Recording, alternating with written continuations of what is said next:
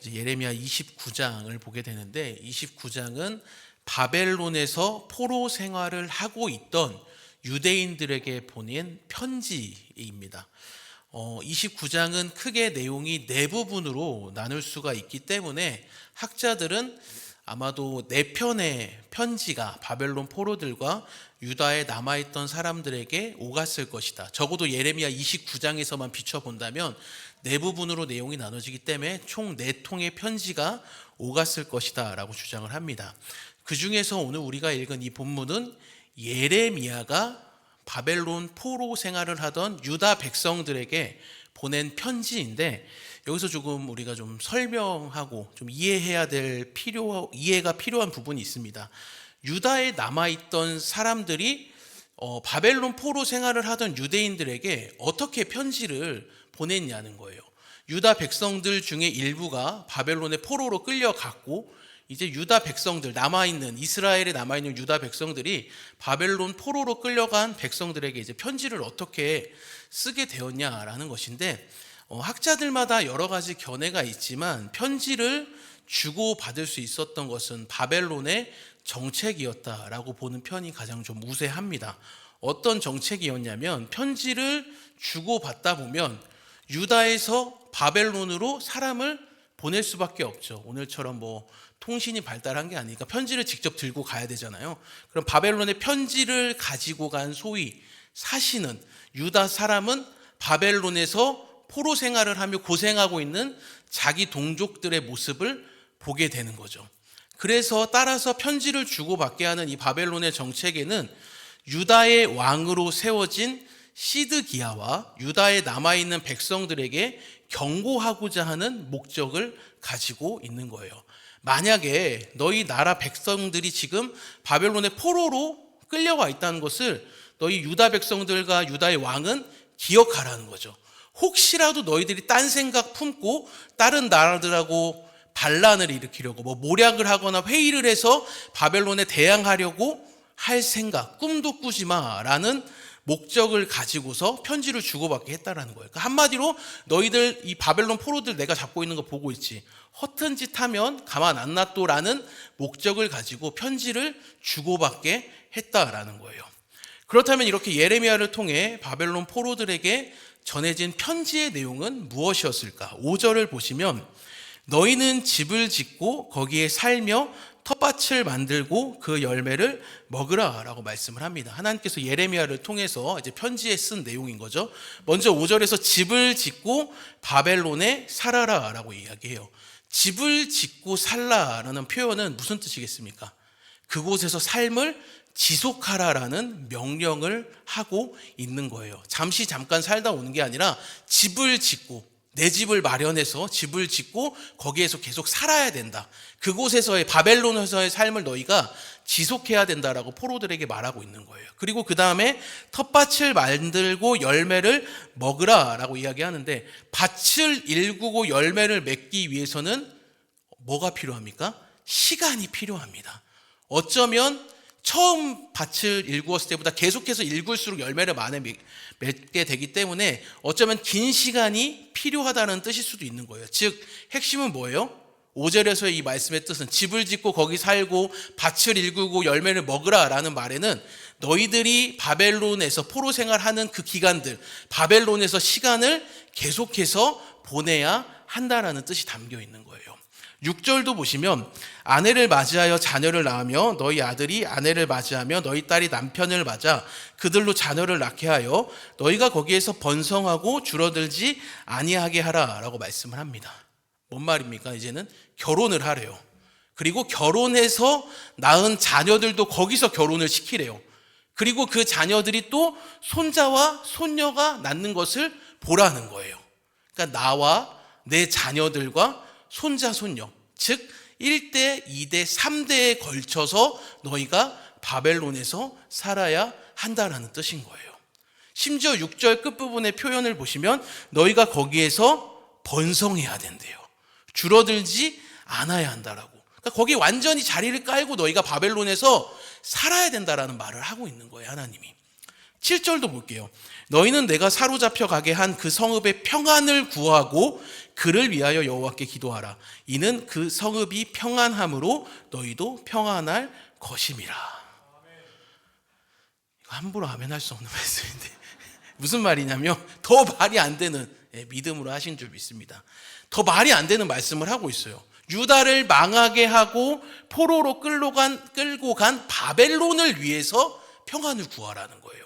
이스라엘을 위해, 유다를 위해서가 아니라 그렇게 지독히도 유다의 왕들을 멸하고 백성들을 죽이고 심지어는 바벨론의 포로로 끌고 간 그 바벨론을 위해 평안을 구하래요. 그리고 바벨론을 위해 기도하라는 거예요.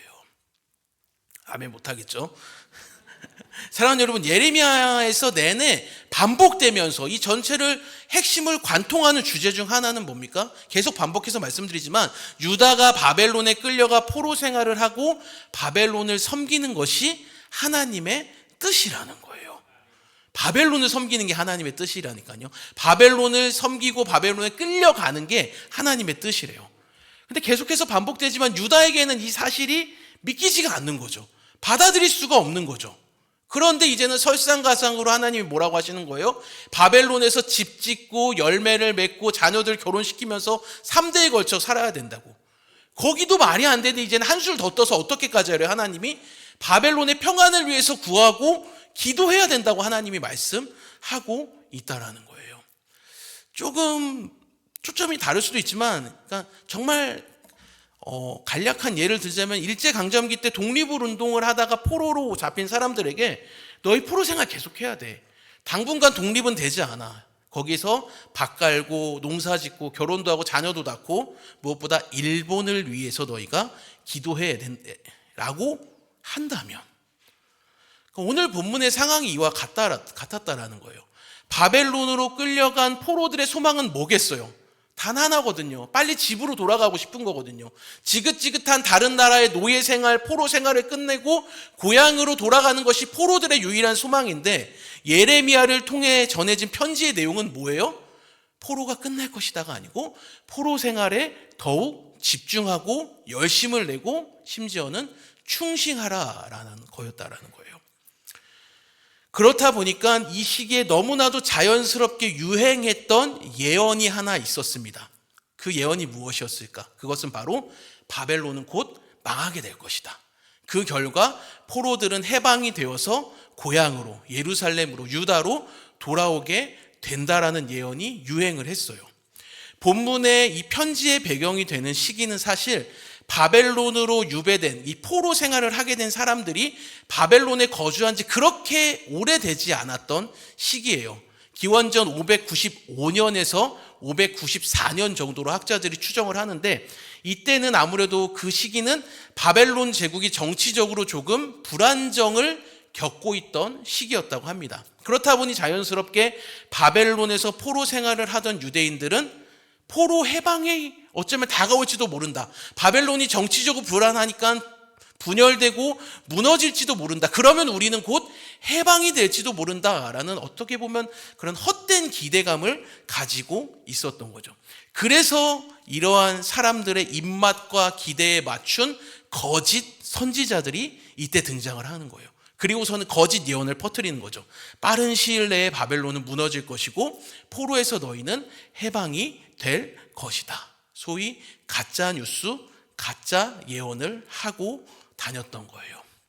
로날드 클레멘츠라는 신학자는 자신의 주석에서 이러한 예언에 대해서 낙관주의적 예언을 하고 있다라고 표현을 하는데, 오늘날로 말하자면 긍정의 힘 같은 그 조엘 오스틴의 책과 같은 그냥 그런 정도의 내용들을 그냥 잘 될 것이다, 그렇지 않을 것이다, 너에게는 좋은 일만 있을 것이다, 해방될 것이다 라는 정도의 거짓 예언이 판치고 있었다는 거예요.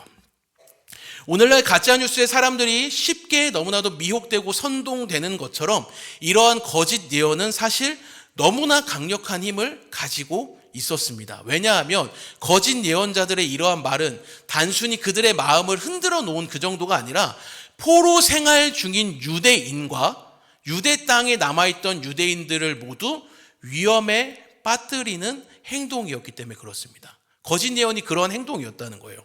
안 그래도 의심병 말기 환자였던 바벨론 왕은 끊임없이 유다에 남아있는 사람들에게 편지를 주고받게 함으로써 바벨론에서 포로 생활 중인 사람들을 인질로 잡아서 혹시라도 너희 다른 생각하면 내가 포로들 가만 안 둬라고 아까 처음에도 말했듯이 협박을 하고 있는데, 바벨론 포로 생활이 끝날 거다, 바벨론은 곧 망할 것이다 라는 말이, 이 거짓 예언들이 만약에 바벨론 왕에게 들린다면 바벨론 왕이 가만히 있겠습니까?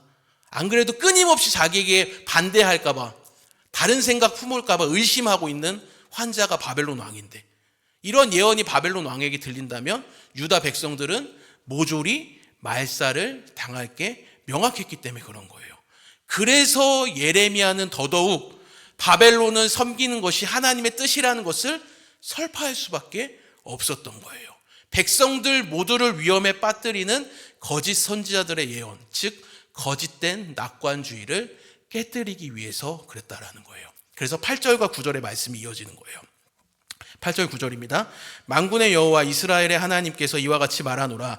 너희 중에 있는 선지자들에게와 점쟁이에게 미혹되지 말며 너희가 꾼 꿈도 고지 듣고 믿지 말라. 내가 그들을 보내지 아니하였어도 그들이 내 이름으로 거짓을 예언함이라. 여호와의 말씀이니라. 아멘. 하나님의 말씀은 명확합니다. 모두를 위험에 빠뜨리는 거짓 예언, 사람들의 마음을 살살살 긁어가며 포로 생활은 끝날 거야, 바벨론은 망할 거야 라는 그 예언, 모두를 위험에 빠뜨리는 예언을 멈추라는 거예요. 그래서 실제로 이제 오늘 보면 14절까지 보게 되는데, 이후에 15절부터는 이 거짓 예언자들에 대한 하나님의 너무나도 무서운 심판이 예고가 되고 있습니다. 사랑하는 여러분, 여기서도 우리가 한 가지 좀 기억해야 될 지점이 있습니다. 그것은 뭐냐면, 내가 느끼기에 너무나도 당연하고 마땅한 것, 너무나 이성적이고 합리적인 것이라고 해도 오히려 그것이 나를, 혹은 내가 속한 공동체, 내 가정, 내 공동체를 위험에 빠뜨릴 수도 있다라는 거예요. 바벨론에서 포로 생활은 당연히 나쁘죠. 그리고 포로 생활을 마치고 고향으로 돌아온 것은 빠를수록 좋다라고 생각하는 것이 너무나 일반적이고 당연한 통념입니다. 그러나 그것은 실제로 모두를 위험에 빠뜨리는 어리석은 일이었다라는 거예요. 당연히 포로 생활 끝나는 게 좋지, 그냥 의례, 당연히 너무나 좋아 보이죠, 당연히. 하지만 그것이 안 좋은 일일 수 있다라는 것. 이처럼 인간의 일은 한치 앞의 일도 알 수가 없다라는 것. 자신에게 무엇이 좋은 것인지 무엇이 나쁜 것인지 우리는 결코 제대로 분별해 낼 수 없다라는 것. 사랑하는 여러분, 그렇기 때문에 우리에게 필요한 자세는 무엇입니까? 나는 언제라도 틀릴 수 있다라는 겸손함이 필요하다라는 거예요. 나는 언제라도 틀릴 수 있다라는 그 겸손함만이 우리로 하여금 하나님만을 의지하고 신뢰하는 자리로 이끌어가기 때문인 줄을 믿습니다. 이제 거짓 예언을 듣지 말라고 하신 하나님은 진리이신 하나님의 말씀을 들으라 라고 말씀을 하십니다. 10절을 보시면, 여호와께서 이와 같이 말씀하시니라. 바벨론에서 70년이 차면 내가 너희를 돌보고 나의 선한 말을 너희에게 성취하여 너희를 이곳으로 돌아오게 하리라. 아멘. 먼저 하나님은 거짓 예언을 멈추라고 하시고서는 이제 하나님의 진리의 말씀은 이렇다라는 것, 바벨론 포로 생활은 이러할 것이다라는 걸 말씀하시는데, 먼저 바벨론에서 포로 기간이 몇 년일 거라고 말씀하세요? 70년이라고 명확하게 숫자를 말씀을 하세요. 왜 70일까? 구약성경 10편, 90편 10절을 보시면 이런 표현이 나와요. 우리의 연수가 70이요 강건하면 80이라도 그 연수의 자랑은 수고와 슬픔뿐이요 신속히 가니 우리가 날아가나이다. 70년, 여기서 나온 거거든요. 70년은 한 사람의 인생을 의미합니다. 따라서 바벨론에서 70년을 보내고 고향으로 돌아온다는 것은 한 세대가 완전히 지나간 후에서야 포로에서의 해방, 회복이 있다라는 뜻을 담고 있는 거예요. 마치 광야에서 원망했던 출애굽 1세대가 다 사라지고 출애굽 2세대가 가나안에 들어갔던 것과 같은 원리라는 겁니다. 이렇게 포로 생활은 70년이라고 못을 박으신 하나님은 10절 하반절에서 내가 너희를 돌보고 선한 말을 성취하겠다, 돌아오게 하겠다라고 말씀을 하세요. 포로 생활이 비록 70년이라는 긴 시간이 되겠지만 누가 함께 하신다라는 거예요? 하나님이 함께 하시고 70년이 차면 반드시 돌아오게 하신다. 여기서 슈브가 사용됐거든요. 하나님께서 주권적으로 이스라엘 백성들을 70년의 기한이 차면 예루살렘으로 돌아오게 반드시 하신다라고 10절에서 말씀을 하고 있는 것입니다. 그리고 11절 보시면 우리 11절은 같이 한번 읽어보겠습니다. 여호와의 말씀이니라 너희를 향한 나의 생각을 내가 아나니 평안이요 재앙이 아니니라 너희에게 미래와 희망을 주는 것이니라. 아멘. 굉장히 유명한 말씀이죠. 11절에서 너희를 향한 나의 생각을 내가 아나니에서 여기서 생각이라는 단어는 원문에서 사실 계획으로 번역하는 것이 좀 더 명확합니다. 계획이란 뜻을 가지고 있습니다. 즉 하나님은 뭐가 다 있으시다는 거예요. 그 유명했던 영화의 대사처럼 하나님은 언제나 계획이 있으시다는 거예요. 유다 백성들을 향한 계획이 있다라는 거예요. 그렇기 때문에 바벨론 포로 생활 70년은 재앙이 아니라 평안이고 미래이고 희망이다라고 말하고 계신다라는 것입니다. 그냥 유다가 말 한 번 안 들으니까 홧김에 너네 안 되겠어 하면서 바벨론의 포로로 넘겨버리시는 그런 게 아니라 하나님의 계획 안에 있다라는 것. 그럼에도 불구하고 포로 생활이 하나님의 계획이긴 하지만 유다 백성들 입장에서는 어때요? 아프잖아요. 힘들잖아요. 아프고 힘이 들 수 있지만 그래서 하나님이 말씀하시는 거예요. 얘들아 이건 내 계획이야. 근데 포로 생활이 힘들긴 해. 하지만 기억해 줬으면 좋겠다. 내 진심은 재앙이 아니라 뭐라는 거예요? 샬롬, 평안이고 미래이고 희망이다라고 말씀하고 계시는 줄을 믿습니다. 그러므로 이 말씀의 핵심은 명확해요. 사실 유다가 바벨론으로 포로로 끌려갔을 때 주변에서 하는 외침들이 사실은 유다 백성들에게 가장 힘이 들었을 거예요. 야 너네 포로 생활한다며? 너네 패배했다며? 여호와가 가장 큰 신이라면서 너희가 그토록 섬기던 여호와가 정말 살아있기는 해? 뭘 그렇게 섬기고 애를 쓰더니 결국에 너희는 포로 생활밖에 못하잖아 라는 그렇게 얼룩진 질문들 앞에서 유다 백성들은 어떻게 해야 된다라고 해요? 재앙이라고 여겨지는 그 포로 생활 가운데서도 하나님의 계획 안에 있고 하나님께 이 모든 것이 있음을 기억하며 하나님께 시선을 고정해야 한다라는 것입니다. 70년의 포로 생활은 하나님의 계획이라는 것, 평안이라는 것, 미래와 희망을 주시기 위함이라는 진리의 말씀을 붙들어야 한다는 것인 줄을 믿습니다. 사랑하는 여러분, 하나님은 우리가 그냥 우리의 계획대로 그냥 흘러가기를 결코 원치 않으시는 분이세요. 우리의 수준에 머물기보다는 우리가 하나님께서 목적하신 바, 에베소서의 표현을 빌리자면 그리스도의 장성한 분량까지 우리가 자라나기를 원하신다라는 것입니다. 그래서 우리를 그냥 내버려 두시는 게 아니에요. 우리를 끊임없이 어렵고 고난으로 느껴지는 그 극한의 자리까지 하나님은 몰고 가신 거예요. 그러나 거기서 기억해야 될 게 뭐예요? 우리는 그 자리에서 망했기 때문에 가는 것도 아니고 실패했기 때문에 가는 것도 아니고 하나님이 더더욱 포기하신 것이 아니라 오히려 그 극한 상황 속에서도 심지어는 포로 생활 속에서도 하나님은 우리를 포기하지 않으시고 여전히 굳게 붙들고 계신다라는 것입니다. 그게 너무나 잘 드러난 게 바벨론 포로의 생활이라는 거예요. 유다 백성들 입장에서는 근데 미치고 팔짝 뛸 수밖에 없는 거예요. 우리 계획대로 풀려야 되는데 내가 정답으로 생각하고 있는 그 정답대로 이 상황들이 흘러가야 되는데 모든 상황과 환경대로 내가 원하는 대로 흘러가야 된다고 생각하는데 하나님은 그게 아니라고 말씀하시니까 오히려 한술 더 떠서 바벨론 포로 생활을 줄여주시는 게 아니라 70년이라고 한 세대가 다 지나가야 된다고 말씀하시고 거기서 그치는 게 아니라 바벨론 사람들하고 어울리래요. 집 짓고 살래요. 농사 지으래요. 자녀 낳으래요. 기도하라는 거예요. 바벨론을 위해서. 사랑하는 여러분, 반드시 기억하셨으면 좋겠습니다. 내 계획과 생각대로 풀리는 것만이 하나님의 뜻이고 형통이 아니라는 것. 오히려 하나님은 우리가 명예로운 자녀의 삶을 살기 위해 70년 바벨론 포로 생활이라는 극한의 자리까지 이끌어 가신다는 것. 이것이 바로 오늘 본문에서 발견하게 되는 복음인 줄을 믿습니다. 이것이 동일하게 너무나 잘 나타난 자리가 있습니다. 바로 십자가입니다. 다 망한다고 했어요. 끝났다고 생각했어요. 하지만 죽음이 죽음을 맞이하고 구원의 영광이 시작되는 지점이 바로 십자가였습니다. 재앙으로 보였지만 영광이었고 사망으로 보였지만 부활이고 구원이었습니다. 그래서 우리 구주께서는 기꺼이 십자가를 지는 자리까지 나아가시고 십자가를 지셨던 것입니다. 우리도 마찬가지입니다. 내가 더 이상 못하겠다. 비명을 지르고 그냥 끝이다라고 여기며 자폭하려고 하는 그 자리에서 우리도 역시 예수를 붙들고 십자가를 바라보고 복음만을 붙들며 나아가야 할 줄을 믿습니다. 내 생각을 깨트리고 내 계획과 계산을 이제는 좀 멈추자는 거예요. 너무 쉬운 방법만 고르고 꼼수를 부리려고 하고 문제와 상황이 닥쳐오면 직면하기보다는 어떠한 노하우와 치트키와 다른 사람에게 방법을 빌리고 하는 우리의 그런 어리석음을 이제는 버리고 하나님의 완전하신 방법, 십자가의 방식으로 나아가야 할 줄을 믿습니다. 그때 우리는 발견하게 될 것입니다. 하나님의 완전하신 방법을, 하나님의 그 크신 계획을, 무엇보다 우리에게 주어진 그 십자가라는 자리가 하나님의 영광이 그 어느 곳보다 찬란하게 빛났다는 것과 우리를 그러한 상황에서도 하나님은 신실하게 붙들고 계셨다는 것을 발견하는 은혜가 있을 줄을 믿습니다.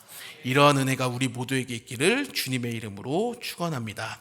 마지막 12절에서 14절 읽고 기도하겠습니다. 12절에서 14절은 우리 같이 읽을게요.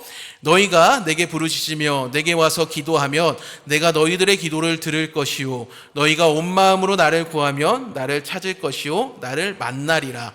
이것은 여호와의 말씀이니라. 나는 너희들을 만날 것이며 너희를 포로된 중에서 다시 돌아오게 하되 내가 쫓아 보내었던 나라들과 모든 곳에서 모아 사로잡혀 떠났던 그곳으로 돌아오게 하리라. 이것은 여호와의 말씀이니라. 아멘.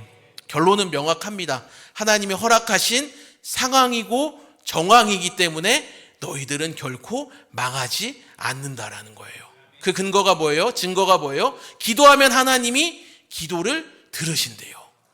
마음으로 구하고 찾으면 하나님이 만나 주신다라는 거예요. 그리고 마침내 하나님은 다시 유다 백성들을 돌아오게 하실 것입니다. 사랑하는 여러분, 말씀을 맺겠습니다. 그러니 거짓된 예언이 아니라 진리의 말씀이 육신이 되신 그리스도만을 붙잡고 내가 아니라 구주가 주인이 되시는 복음의 삶을 살아가는 은혜가 우리의 힘이 아닌 구주께서 주시는 힘으로 오늘도 살아가는 은혜가 우리 모두에게 있기를 주님의 이름으로 축원합니다. 찬양하고 기도하겠습니다.